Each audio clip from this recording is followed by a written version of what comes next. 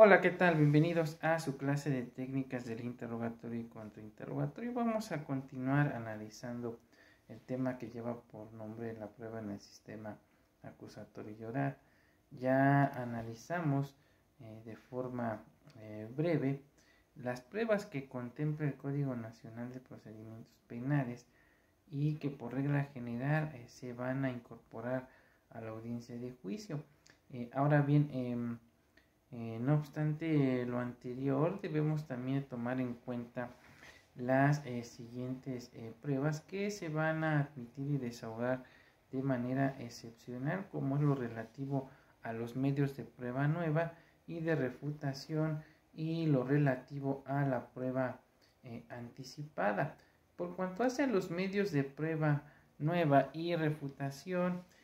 son pruebas nuevas aquellas que derivan de hechos supervenientes o de los que no fueron ofrecidos oportunamente por alguna de las partes, siempre que se justifique no haber conocido previamente su existencia. Ahora bien, las pruebas de refutación son aquellas que con ocasión de la rendición de un medio de prueba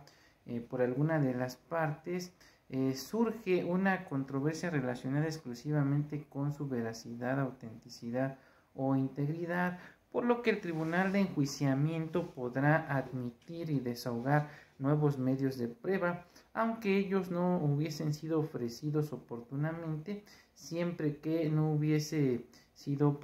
posible prever su necesidad. En ambos casos, ya sea que se trate de prueba nueva o de refutación, el medio de prueba debe ser ofrecido antes de que se cierre el debate, para lo cual el tribunal de enjuiciamiento deberá salvaguardar la oportunidad de la contraparte del oferente de los medios de prueba supervenientes o de refutación para preparar los contrainterrogatorios de los testigos o peritos según sea el caso y para ofrecer la práctica de diversos medios de prueba encaminados a controvertirlos. Ahora bien, por cuanto hace a la prueba anticipada, esta es aquella que por su naturaleza y circunstancias especiales debe ser desahogada en forma previa a la audiencia de juicio, por lo que, de acuerdo a lo dispuesto por el artículo 20, apartado A, fracción tercera de la Constitución Federal, la ley debe establecer excepciones y requisitos para admitir su desahogo antes de la audiencia de juicio. De esta forma, la prueba anticipada entonces se desahoga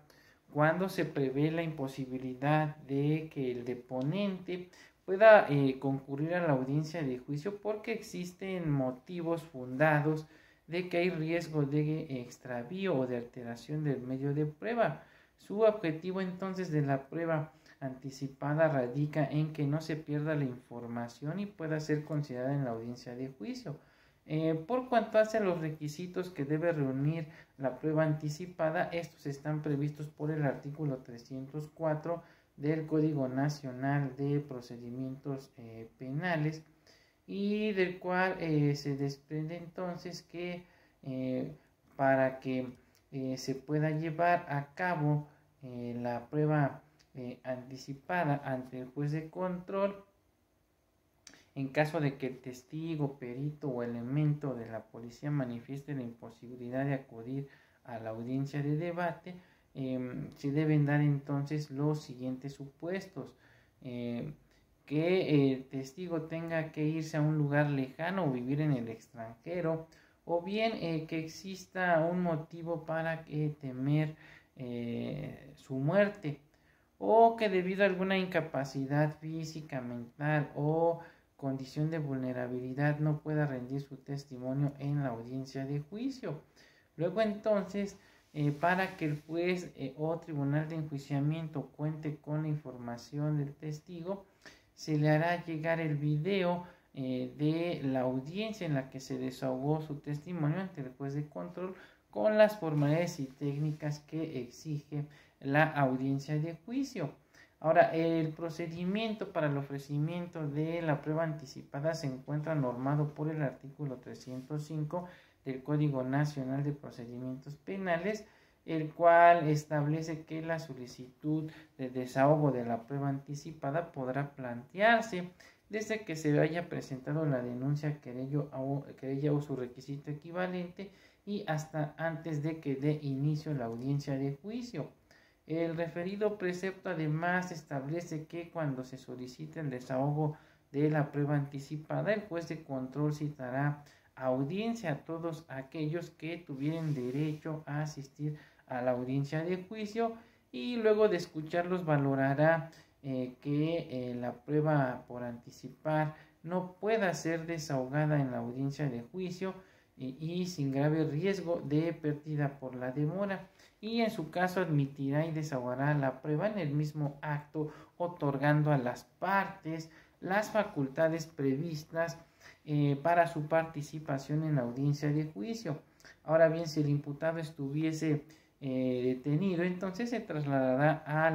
la sala de audiencias para que se imponga en forma personal, por teleconferencia o por cualquier otro medio de comunicación de la práctica de la diligencia. En caso de que todavía no exista imputado identificado, se deberá designar entonces un defensor público para que éste asista a la audiencia. Ahora bien, el artículo 306 del Código Nacional de Procedimientos Penales dispone que la audiencia en la que se desahogue la prueba anticipada deberá registrarse en su totalidad y concluido su desahogo se entregará el registro correspondiente a las partes. Finalmente, el dispositivo legal en comento establece que si el obstáculo que dio lugar a la práctica de la prueba anticipada no existiese ya a la fecha de la audiencia de juicio, se desahogará de nueva cuenta el medio de prueba correspondiente en la misma audiencia, y toda prueba anticipada deberá conservarse de acuerdo con las medidas dispuestas por el juez de control. En conclusión, podemos establecer que el objetivo de la prueba anticipada es que no se pierda y pueda ser considerada para la audiencia de juicio, y es por eso que de manera excepcional se permite su desahogo antes de la celebración de audiencia de juicio. Sin embargo, se privilegia en todo momento la oralidad, la inmediación y la contradicción, entre otros principios rectores, por lo que si para la fecha de la audiencia de juicio ya no existe el obstáculo, aun y cuando se hubiese desahogado de manera anticipada la prueba, deberá presentarse nuevamente en la audiencia de juicio. Pues bien, con esto estaríamos concluyendo entonces el tema relativo a la prueba en el sistema acusatorio y oral. No teniendo nada más que comentar al respecto, se despide de ustedes su amigo y servidor, el doctor Eduardo Preciado. Hasta pronto.